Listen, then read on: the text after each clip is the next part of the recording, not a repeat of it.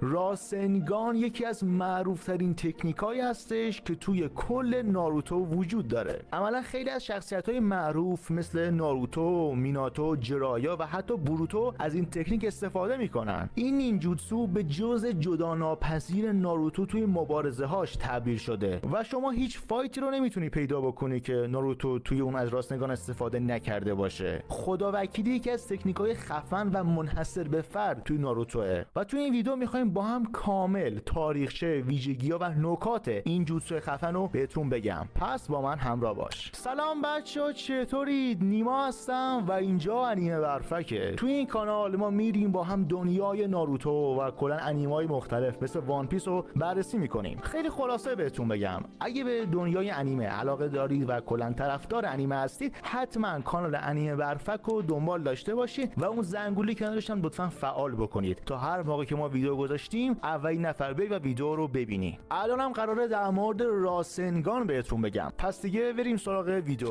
خب اول از همه چی بیایم ما هم ببینیم راسنگان چیه. این توپ گرد در واقع چه چیزی هستش؟ راسنگان در واقع مقدار مشخصی از چاکرا هستش که متراکم شده و به شکل یک کره در اومده، یعنی یک کره پر از چاکرا. این تکنیک که توی دسته‌بندی نینجوتسو قرار میگیره اصلا هند ساین نمیخواد، اما چیزی که اونو خیلی سخت میکنه یادگیریشو نسبت به بقیه تکنیکا اینه که راسنگان بالاترین حد تغییر شکل چاکرا هستش. حالا نیما، تغییر شکل چاکرا دیگه چیه؟ تغییر شکل چاکرا یعنی اینکه تو بیای شکل، فرم و اندازه چاکرای خودت رو برای انجام دادن یک تکنیک خاص تنظیم بکنی. خیلی خلاصه بخوام بهتون بگم یعنی که بیای سایز و حالت فیزیکیشو تغییر بدی. حالا مسئله بعدی که در مورد راسنگان خیلی حائز اهمیته اینه که چه کسی این تکنیک رو خلق کرده. بچا میدونم الان همتون دارین میگین آشورا بوده. ببینید، اجازه بدین این مسئله رو توی ویدیوی کوتاه بررسی میکنم. همین امروز که دارین این ویدیو رو میبینید اون ویدیوی کوتاه توی کانال آپلود میشه، حتما ببینیدش. بچا خالق این تکنیک میناتو نامیکازه است، هوکاگه چهارم و بابای ناروتو.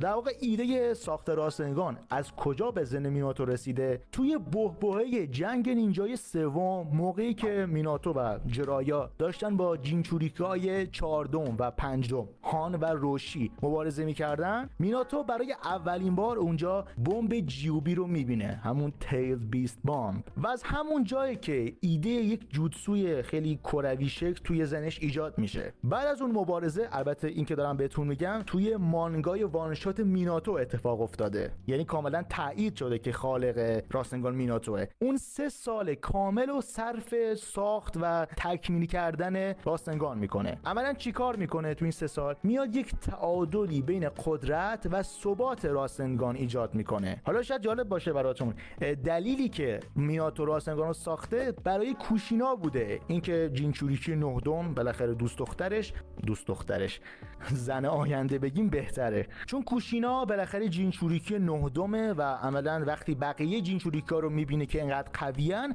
میخواد یه تکنیکی براش بسازه که بتونه از اون به علیه دشمناش و بقیه جینچوریکیا استفاده بکنه. عملا کل ساخت راسنگان به خاطر کوشینا بوده. حالا این نکته، با اینکه راسنگان خیلی جوتسوی قوی و خفنی بود و همون زمانی که ساخته شده، در واقع میناتو بر این باور بوده که این جوتسو خیلی ناقص و نصف نیمه است. یعنی چی؟ ببینید، میناتو قصد داشت که عناصر پنجگانه طبیعت رو به راسنگان اضافه بکنه. منظورم همون رهاسازی باد و آتیش و ساق است، اون 5 تای اصلی. اما همه ما میدونیم که میناتو هیچ وقت نتونست این کارو بکنه. دلیلش هم دیگه کاملا از روی تصویر مشخصه. بحث بعدی که در مورد راسنگان وجود داره اینه که راسنگان چطوری میشه یاد گرفت. در حقیقت یادگیری راسنگان 3 مرحله داره: چرخش، قدرت و مهار. بچه‌ها راستشو بخوام بهتون بگم، خیلی این 3 مرحله توضیح دادنش طولانیه و خیلی تایم ویدیو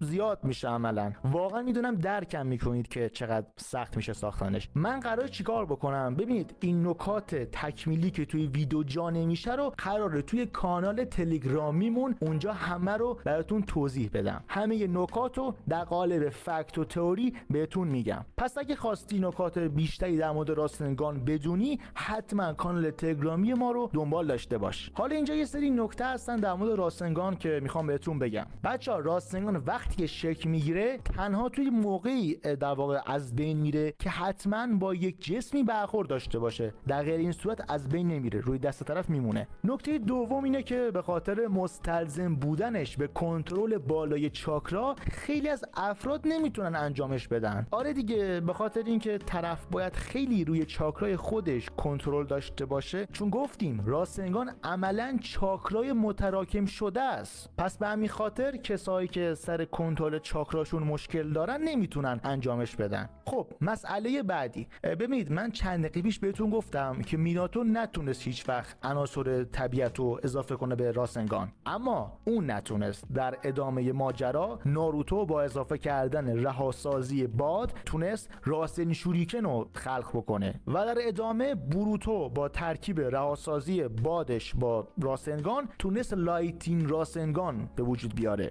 درسته که میناتو هرگز نتونست این کارو بکنه، اما پسر و نوه‌اش تونستن اون ناقص بودنش رو تکمیل بکنن. قبل از اینکه ویدیو رو تمام کنم اینم بهتون بگم بچه‌ها، راستنگان یه تکنیکی که خیلی متنوع، انواع مختلف داره. اصلا ما راستنگان بروتو هم داریم، خیلی زیادن و توی ویدیو نمیشه همشو جمع کرد. واسه همین این ویدیو صرفاً تاریخچه و ماهیت کلی راستنگان بود. توی ویدیوهای آینده حتما به حالتهای مختلف راستنگان میپردازیم. خب بچه‌ها این بود از ویدیوی امروز.